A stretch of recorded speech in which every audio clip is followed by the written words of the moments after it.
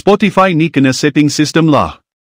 Yang dengar tu pun Tiki yang kerja kat sini, rosak list Malaysia. Muzik tanah air sebenarnya dianaktirikan oleh sesetengah pihak, kebanyakan dirosakkan oleh individu yang tak mengerti seni suara tanah air. Fenomena lagu-lagu Indonesia seringkali masuk dalam jajaran top 50 Malaysia atau carta Malaysia, maupun hot hits Malaysia di tangga lagu Spotify, sehingga menyisihkan lagu-lagu dari Malaysia itu sendiri. Namun ternyata ada warga Malaysia yang memperhatikan hal tersebut, dan berpikiran bahwa karena adanya orang-orang Indonesia yang bekerja di Malaysia lah yang membuat lagu-lagu Indonesia menjadi trending di Spotify Malaysia. Spotify ni kena setting sistem lah. Yang dengar tu pun Tiki yang kerja kat sini. Rosak list Malaysia. Terima je le hakikat, kita lagi banyak dengar lagi Indonesia dan luar. Kalau pasal lagu aku sokong Indo sebab Spotify aku semua lagu Indo, lagu Malaysia 3 je sebab lagu Indo best.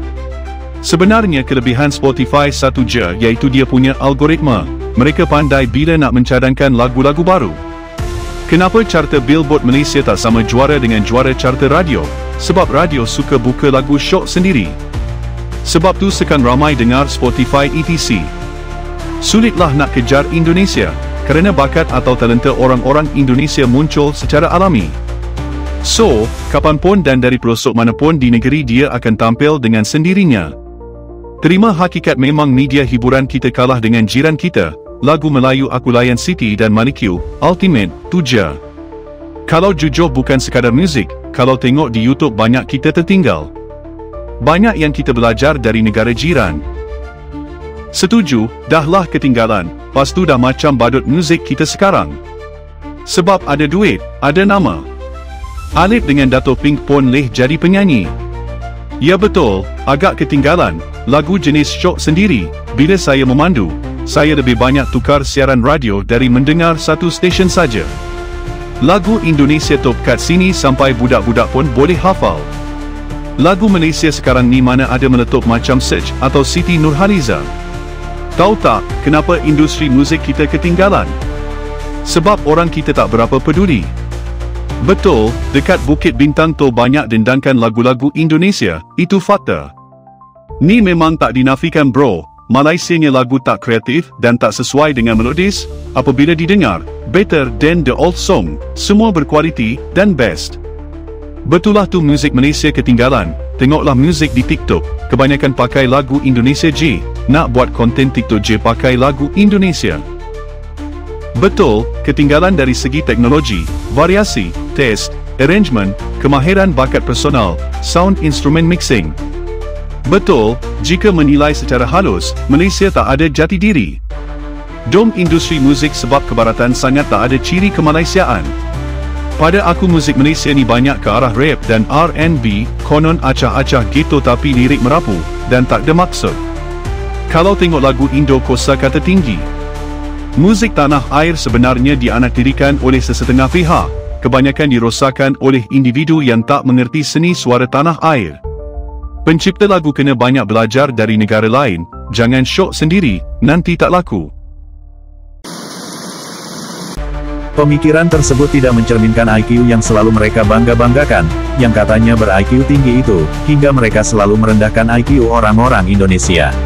Dari komentar warganet Malaysia, terlihat sesama warga Malaysia mereka saling membalas komentar bahwa hal itu bukan karena adanya orang-orang Indonesia yang bekerja di Malaysia, tetapi memang karena mereka sendirilah yang suka dengan lagu-lagu dari Indonesia.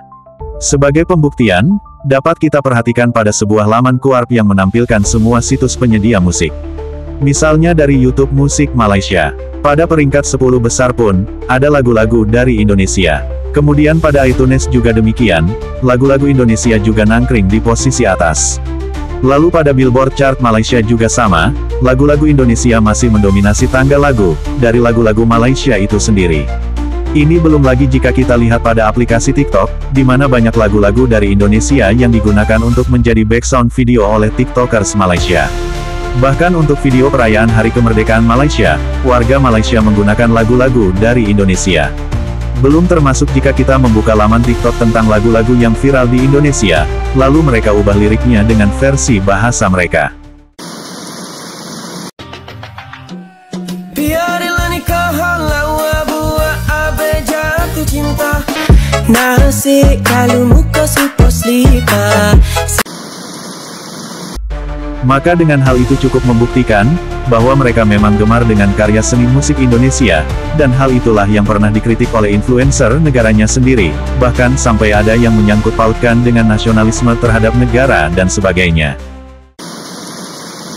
Kenapa muzik Malaysia ni susah nak tembus pasaran international? Aku tak perlu nak bagi contoh jauh-jauh. Kita ambil negara jiran kita cukup.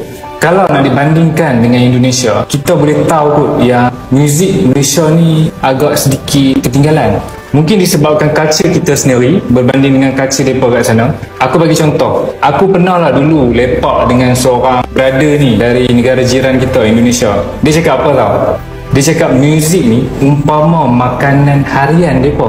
Setiap kali nongkrong, atau dekat sini kita panggil lepak lah kan, wajib salah seorang daripada kawan-kawan mereka tu akan bawa gitar untuk nyanyi sama-sama, nyanyi ramai-ramai. Kalau hampa pergi dekat Indonesia pun hampa boleh tengok lah mereka punya baskers berapa ramai mat. Cambah mereka kat sana basking pun duit banyak, sebab komuniti dekat sana tu kuat dan supportive. Sebab itu basking pun boleh buat duit. So hampa faham lah, bila dah muzik ni pun umpama makanan harian, takkan tak hebat lagi. Tengoklah penduduk mereka berapa ramai. So apa cara nak bagi market Malaysia ni tembus pasaran international? Hampa ada idea tak? Cuba komen. Sebenarnya Indonesia sudah lama menang dengan Malaysia, tapi kita tak perasan benda ni. Kita selalu kan pandang rendah pada rakyat Indonesia. Yelah, dekat Malaysia ni mereka ni kerja sebagai buruh bangunan je pun, jadi orang gaji dan segala kerja yang dilihat tak ada kelas.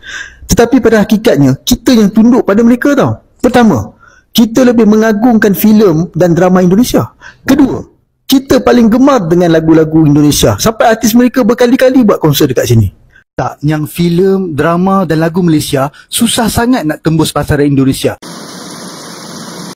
Sehingga membuat warga Indonesia menanggapi sikap warga Malaysia tersebut, perihal lagu-lagu Indonesia yang populer di Malaysia, yang hal itu tidak terjadi sebaliknya.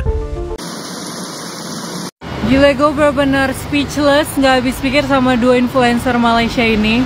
Karena narasi mereka itu loh, ngeri banget. Jadi ya kalau yang laki-laki ini masih mending ya, masih agak baik. Kalau yang perempuan ini loh, yang benar-benar kayak seakan-akan kita tuh nggak suka gitu sama orang Malaysia. Jadi gitu. Bukan karena masalah nasionalisme, hiburan mah hiburan gitu kan. Yang agak nggak enak nih cewek tuh bilang, katanya makanya kita tuh jangan terlalu welcome sama produk-produk Indonesia, sama produk luar negeri. Maksudnya nggak cuma Indonesia aja ya, terlebih Indonesia. Karena lihat nih di Malaysia musik-musik Indonesia dipasang di mana-mana. Kita semua kenal artis-artis Indonesia. Coba lihat orang Indonesia, nggak ada yang kenal sama artis kita. Lah, ya karena kaliannya belum bikin sesuatu yang kami suka, bukan karena kami nggak suka sama kalian. Itu Siti Nurhaliza berapa kali bolak-balik konser di Indonesia. Alasan karena adanya tenaga kerja Indonesia yang ada di Malaysia, yang membuat lagu-lagu Indonesia populer di Malaysia. Hal itu sebenarnya hanya akal-akalan mereka saja. Karena mereka tidak membuka diri atau mengakui kelemahannya, tentang industri musik di Malaysia yang memang tidak berkembang setelah era 90-an. Namun dalam urusan dunia musik, aspek nasionalisme mungkin hanya nomor kesekian. Karena hal yang utama adalah selera penikmat musik. Jika pembuat karya seni tidak bisa mengikuti pasar musik, maka ia akan tereliminasi secara alami. Cukup sekian video kali ini. Terima kasih. Sampai jumpa lagi.